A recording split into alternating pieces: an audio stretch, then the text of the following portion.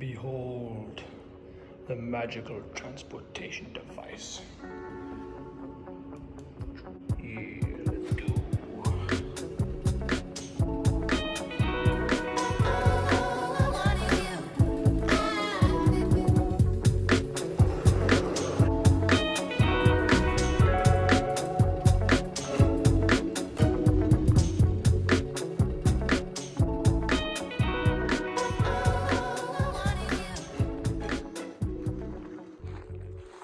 Up we go! Oh, check that out. Okay, let's keep moving. Whoa! Don't want to end up down there. Yeah, I love the bike. I'm not a big cyclist, to be honest. I used to love mountain biking back in the day, but I love the bike for the transportation methods. Gets me to amazing places to explore, but I like to explore on my own 2 feet. So yeah, cycled to a place called Chris's Blue Beach. They do lovely juices, they do nice hummus and guacamole, but it's not time for brunch yet. We have to earn it first. So came up over the cliffs here. Didn't expect to be able to get through, to be honest. Cyprus is a funny place. It's not that big for hiking and trail running and stuff. Just I think mainly due to the temperature. It's pretty intense. So you end up coming along a path, and maybe it's better in the winter time, I'm not sure, but midsummer they're just these big mad thorns. Okay, so the road's there. I'm trying to get to the secret beach. Okay, I'm going to take you to the secret beach today. We're going to do a bit of a crazy workout. We're going back in time. We're going back to earlier in the year. We're going to do a little bit of Everest style training today. Okay, so you've got that to come. I'm going to just follow this path along the cliff edge. I'm going to put this away because it's pretty dangerous. Oh, there's another path up here actually. Looks a bit wild, but I want to check it out. You know, you got to take risks in life.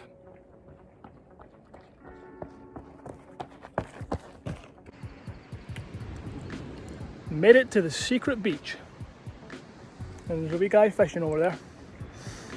Wonder if we can see any sea turtles. Should we go and have a look? Let's go and have a little look. Okay, so just came down from up there, so the top of there, and the path comes down to here.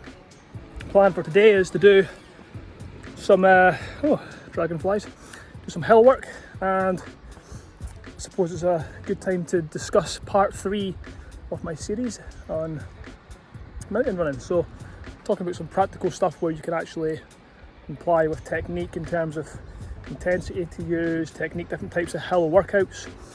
Yeah, I'll cover a few things here. Yeah, beautiful down here. The last time I was down here, I've only been down here once, and had a play over on those rocks over there, which was good fun. But I'm a bit time conscious today. Not that I have any major rush to get anywhere, but I want to get back to Chris's Blue Beach, in time for brunch, because I've not had the brunch there yet.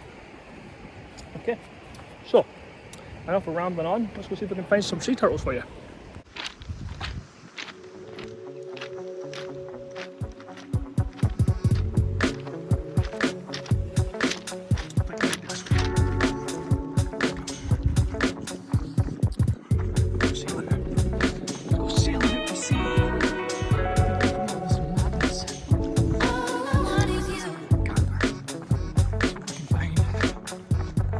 Over here, sunbathing, disturbing. Anything in the water?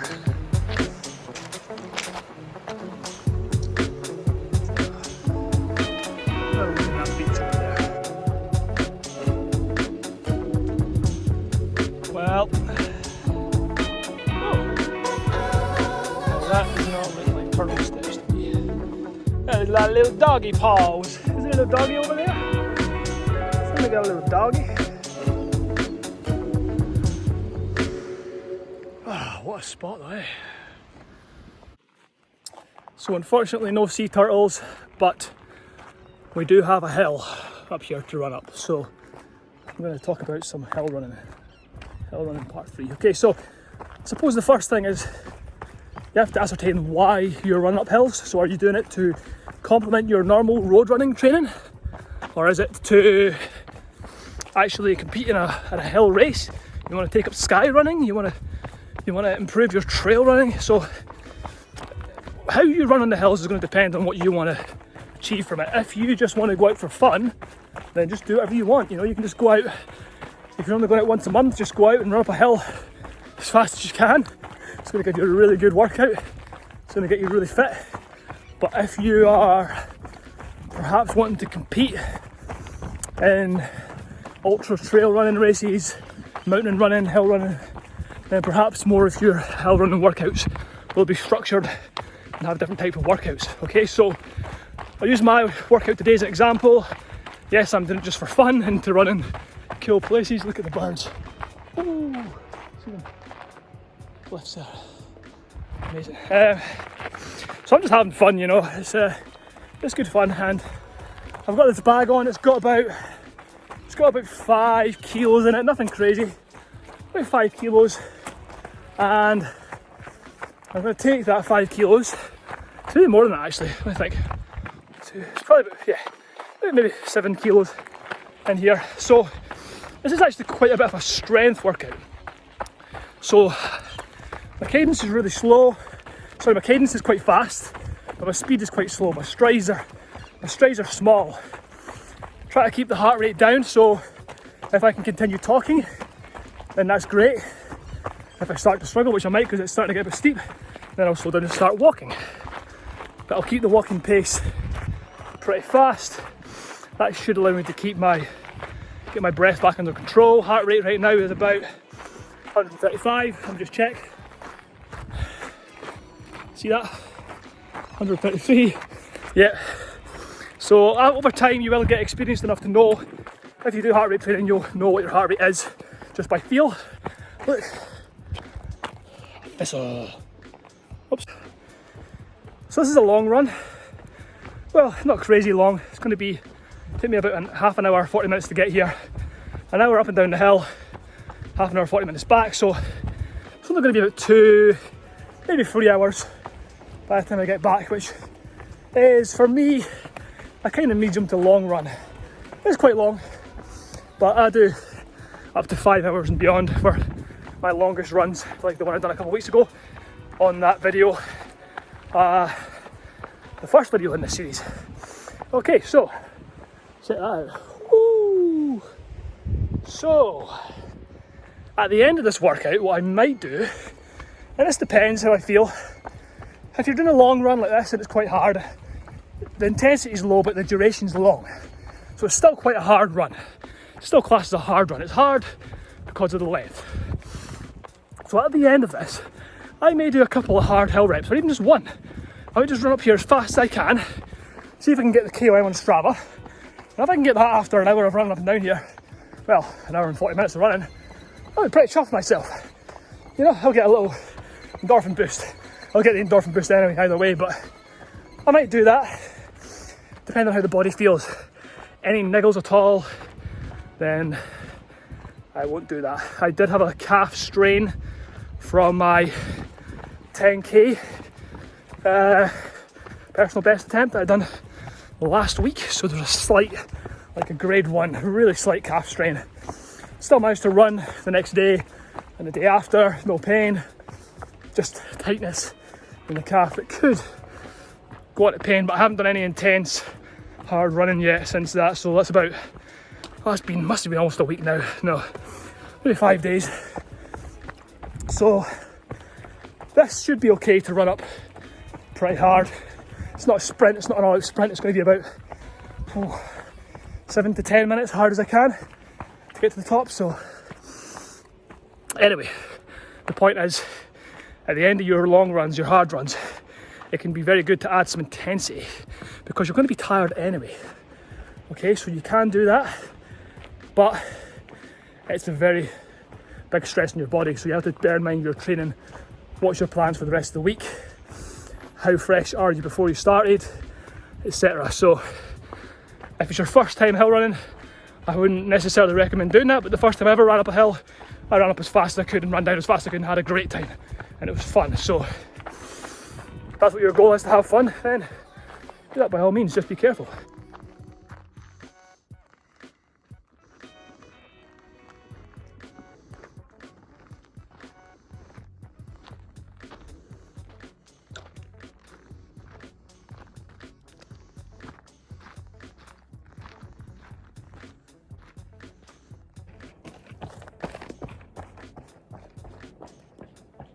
Okay, so you can put a weighted bag on and do uphill hard efforts, and that will really improve your muscular endurance.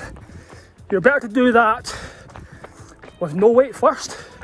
Okay, and I recommend starting with about 3 sets of 6 minutes up a fairly steep gradient. Really good muscular endurance workout. Also gives you a sort of zone 4, zone 3, zone 4, quite hard on the heart and lungs too. So that's a small part of your training. Should be a small part of your training if you're trying to improve performance. Okay, so we've got easy running, we've got muscular endurance. That muscular endurance you can build up. I'll probably do a longer video on this at some point. Start off with 6 minutes times 3. The following week you can increase that to 8 minutes, and you can work all the way up to 45 minutes for 3 reps. Okay? That's intense.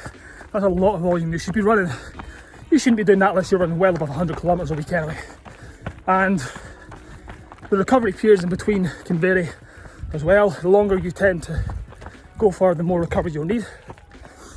In between sets, and you want to keep that moving recovery. So usually the practice would be to run up as hard as you can. Well, not necessarily as hard as you can, but hard. A very hard effort. Get the lactate build up in the muscles.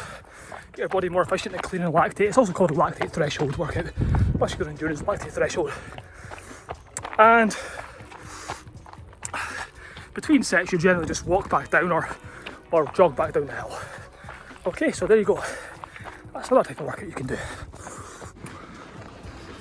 Another type of hill workout you can do is hill sprints.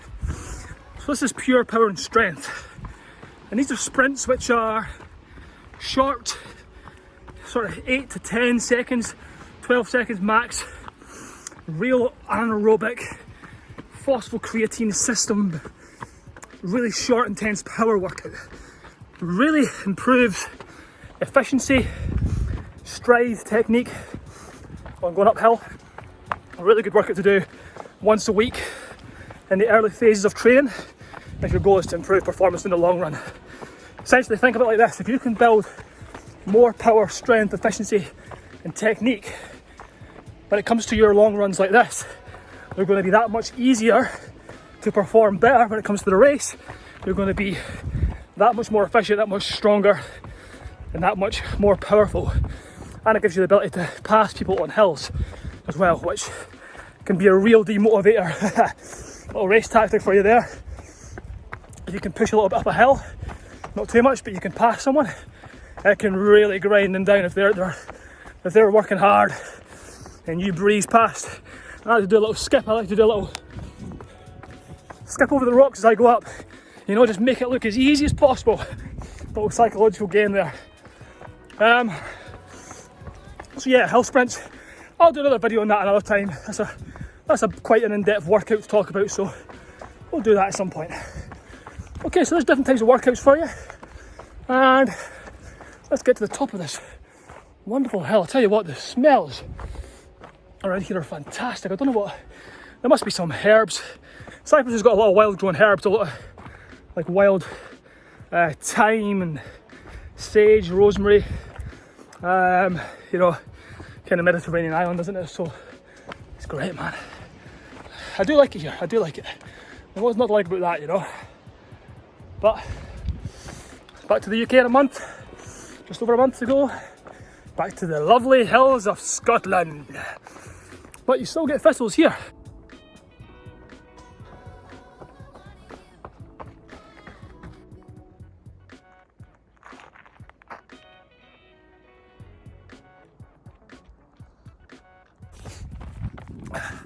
So maybe you can tell, but heart rate's starting to come back down a bit, but I just had a good 7 or 8 minute blast up that hill there.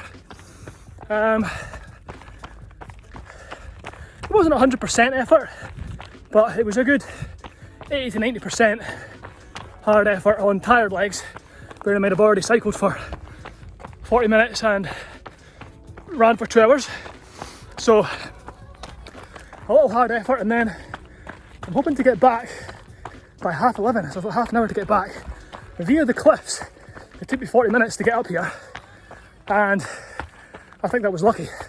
So I'm going to take the roads back, and actually this makes for a good point as well. There's nothing wrong with mixing up your workouts. I'm a big fan of it actually. So this is a slow, easy strength workout, and then I've got a little bit of lactate threshold work towards the end, and I'm actually going to finish it off with some road running, some road tempo work. So what happens with a lot of runners who get into hill running is their legs slow down.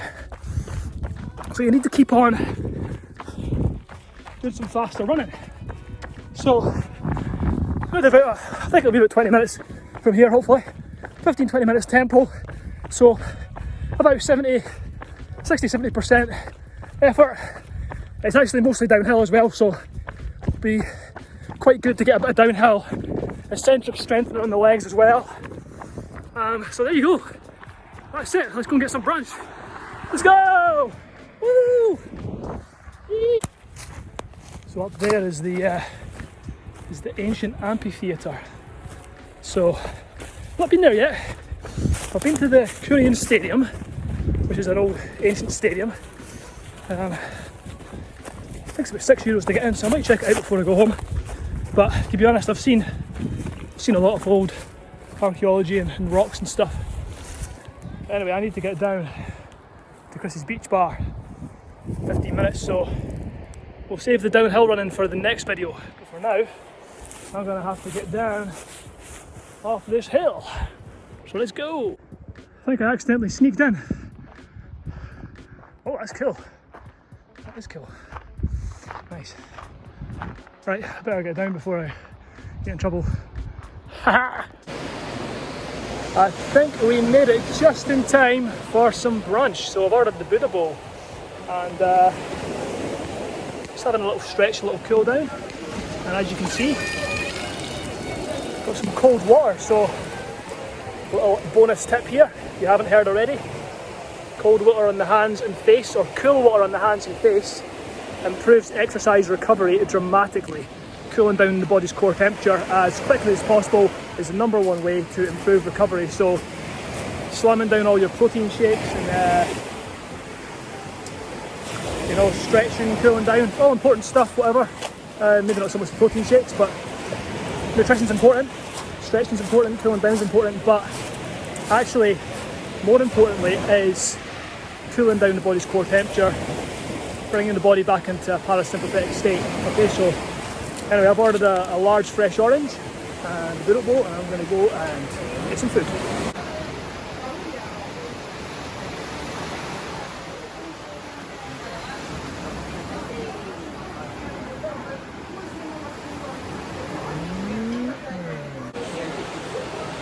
Alright, what we got then? We got guacamole, beetroot hummus, tomatoes, quinoa, edamame. These are like maple syrup sweetened nuts, and of course Cyprus special. Delish.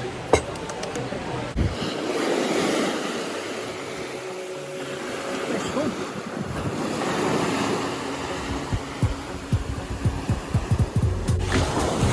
Time for a swim!